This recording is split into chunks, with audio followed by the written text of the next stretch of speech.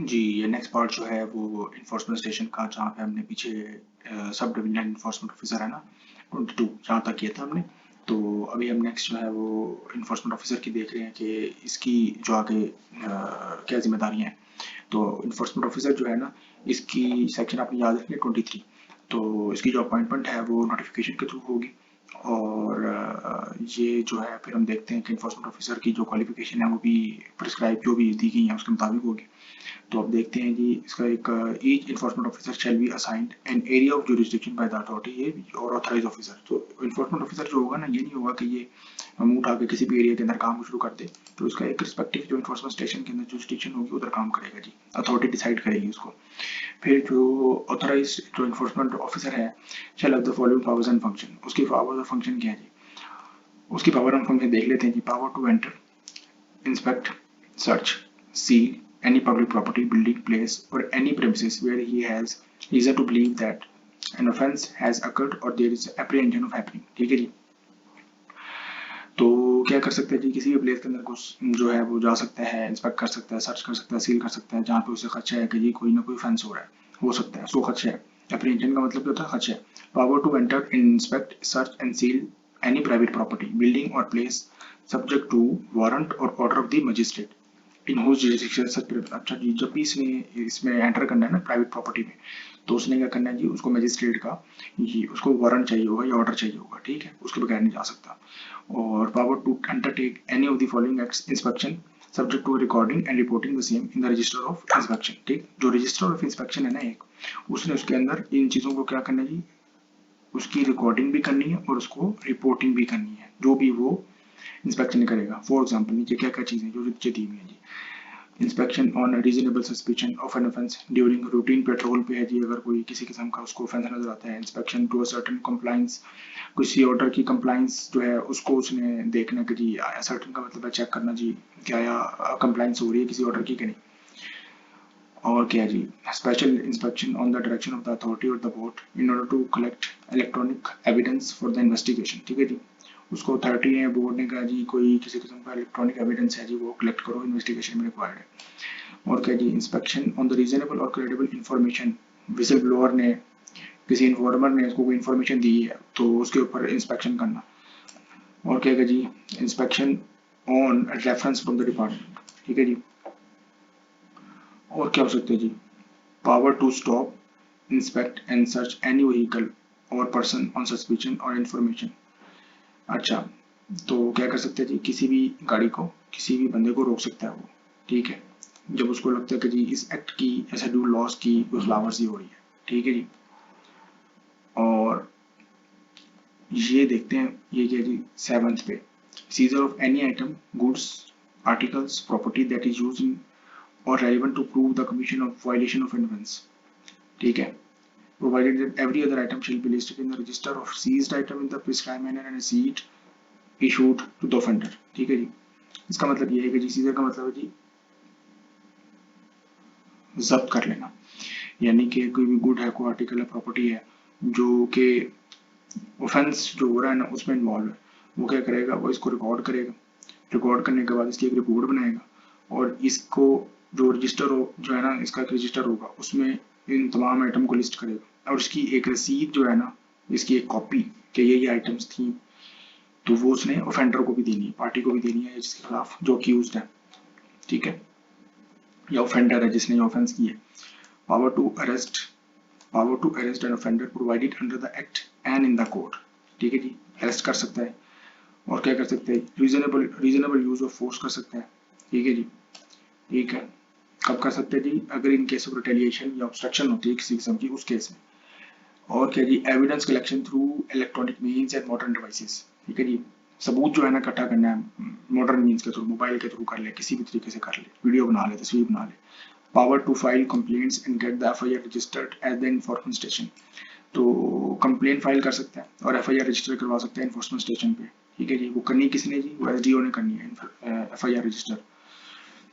और क्या कर सकते हैं जी, exercise all powers entrusted to an inspector, designated officer, authorized officer, or the enforcement any other enforcement officer by whatsoever name called under the schedule laws. ठीक है जी, schedule laws में जो भी पावर इंस्पेक्टर के पास है या डिजिग्नेटेड ऑफिसर है या जो भी उधर लिखी हुई है ना, वो ये एक्सरसाइज कर सकता है। ठीक है, और क्या कर सकता है, इशूज कर सकता है नोटिस, किसी को बुलाना हो, समन्स टू द ऑफेंडर्स और the concern person of the act. ठीक है जी, और क्या कर सकता है, इनिशिएट कर सकता है कंडक्ट इंक्वायरी।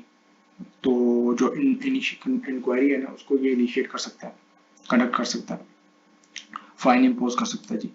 ठीक है जी, ईपीओ इमरजेंसी प्रोहिबिशन ऑर्डर है वो इशू कर सकता है जी।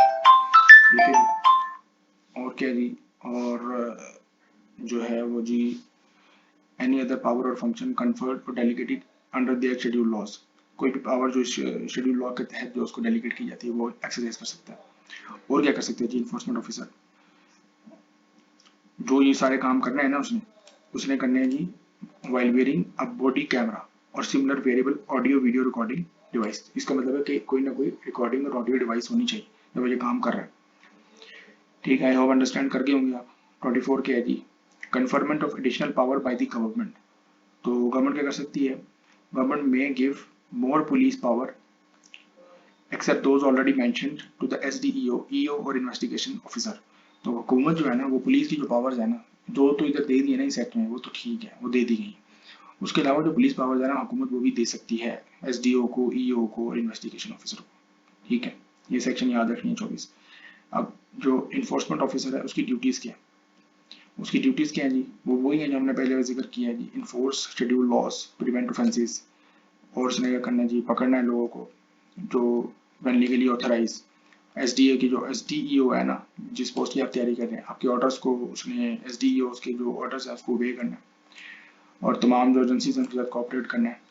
और जो भी अरेस्ट होंगे, all arrest must be reported promptly to hearing officer by SDO. ठीक है, यानी जो अरेस्ट करेगा ना ये एनफोर्समेंट ऑफिसर, ये रिपोर्ट करेगा एसडीओ को। एसडीओ आगे हियरिंग ऑफिसर को रिपोर्ट कर, हियरिंग ऑफिसर को ही एक्चुअली जो एनफोर्समेंट ऑफिसर है उसने हियरिंग ऑफिसर को ही रिपोर्ट करना है, लेकिन एसडीओ के थ्रू। ठीक है जी, अब जो इन्वेस्टिगेशन ऑफिसर है उसकी भी समवट यही जो हमने पढ़ी है ना पीछे, यही तमाम फंक्शन है। तो ये हम ब्रीफली देख लेते हैं कि उसके जो इन्वेस्टिगेशन ऑफिसर है उसके क्या, उसके भी ब्रीफली यही फंक्शन है। ठीक है, क्या कर सकता है जी, एंटर कर सकता है, सर्च कर सकता है, सील पब्लिक प्रेमिसेस सस्पिशन पे। और क्या कर सकता है जी, एंटर कर सकता है, सील कर सकता है प्राइवेट प्रॉपर्टी को।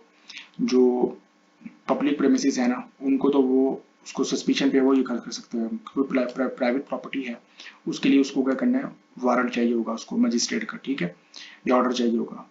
किसी भी गाड़ी को रोक सकता है और उसकी तलाशी ले सकता है, नोटिस इशू कर सकता है, आइटम्स को सीज कर सकता है। और वही जो मैंने बताया था तरीकेकार कि सीजर कैसे बनेगा जी, और तमाम चीज़ें नोट करेगा, रजिस्टर में नोट करेगा, उसकी एक कॉपी ऑफेंडर को देगा।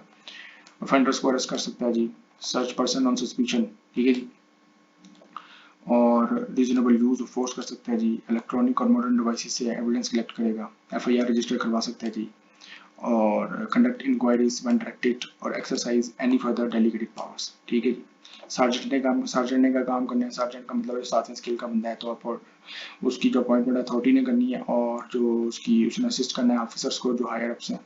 और उसने क्या करना है जी, जो भी वेपन कैरी कर सकता है उसने, और उसने जो तमाम जो उसकी ड्यूटीज हैं उसने वो परफॉर्म करनी है। इन्फोर्समेंट स्क्वाड जो है, इन्फोर्समेंट स्क्वाड जो है वो 28 के अंदर, सेक्शन 28, उसमें each sub division has one और मोर स्क्वाड्स। एक सब डिवीजन है ना, उसके अंदर एक या उससे ज्यादा स्क्वाड हो सकते हैं। अब एक स्क्वाड के अंदर क्या क्या कौन कौन होंगे, एक स्क्वाड में एसडीओ हो सकता है, इन्फोर्समेंट ऑफिसर ज्यादा हो सकते हैं, आईओस भी हो सकते हैं ज्यादा, सार्जेंट ज्यादा हो सकते हैं, और अदर नोटिफाइड स्टाफ जो भी बाकी स्टाफ जो एग्जिस्ट कर रहे हैं। ठीक है, उसकी जो नोटिफिकेशन है ना ये अथॉरिटी करेगी, याद रखना है। तो इन्फोर्समेंट स्क्वाड जो है ना, वो एक सब डिवीजन में एक या उससे ज्यादा हो सकते हैं, और वो एसडीओ एक होता है जो कि इंचार्ज होता है इन्फोर्समेंट स्टेशन का, और ये इन्फोर्समेंट स्क्वाड का भी इंचार्ज होगा। सिमिलरली उसके नीचे ईओस, आईओस और सार्जेंट्स और बाकी स्टाफ होगा। और जो एडमिनिस्ट्रेशन ऑफ द स्क्वाड है, वो जो इसकी जो स्क्वाड की एडमिनिस्ट्रेशन है वो अथॉरिटी के जिम्मे है। और डीजी जो है वो जनरल पावर जो है एक्सरसाइज कर रहा होता है, और स्क्वाड मेंबर्स की जो एक्सरसाइज फंक्शन की बन रही थी, थोड़ी स्क्वाड मेंबर्स ये ओके हम ऊपर पढ़ के आए हैं, जो उनके फंक्शंस हैं वो सारे अथॉरिटी नहीं दिए है ना, तो वो उन्होंने वही फंक्शन परफॉर्म करने हैं। प्रोसिक्यूटर क्या है जी, जो डिपार्टमेंट की तरफ से, जो प्रोसिक्यूशन की तरफ से जब आप किसी को अरेस्ट करते हैं तो उसको प्रोसिक्यूट भी तो करना है ना, तो सजा दिलवानी है। तो वो आप डिपार्टमेंट की तरफ से एक जो लीगल एक रिप्रेजेंटेटिव होता है, each station has a prosecutor appointed, ठीक है जी, अंडर द एक्ट और deputed from government prosecution department. या तो प्रोसिक्यूटर को आप अलग से हायर करोगे, या क्या होगा कि जो गवर्नमेंट का प्रोसिक्यूशन डिपार्टमेंट है ना, वहां से आप उसकी जो डेपुटेशन पे वो बंदा आएगा, और जो भी उसके फंक्शंस हैं वो प्रिस्क्राइब हैं, उसने उसने परफॉर्म करने हैं, ठीक है जी। तो आई होप कि ये कुछ ना कुछ आपको समझ आ गया होगा, और आप इसको गो थ्रू करें, यहाँ से पढ़ें, और एक्ट से जाकर भी पढ़ें, ऑनलाइन एक्ट अवेलेबल है। तो जितना ज़्यादा आप पढ़ेंगे ना खुद, तो आपको खुद से भी आपने पढ़ना है, ठीक है। आई होप कि आपको कुछ ना कुछ समझ आ गया होगा, जो समझ ना आए तो वो आप पूछ सकते हैं, ठीक है। और अगर आपको बेहतर लगे तो इसको शेयर कर दीजिएगा जी, सब्सक्राइब कर दीजिएगा जी। Thank you.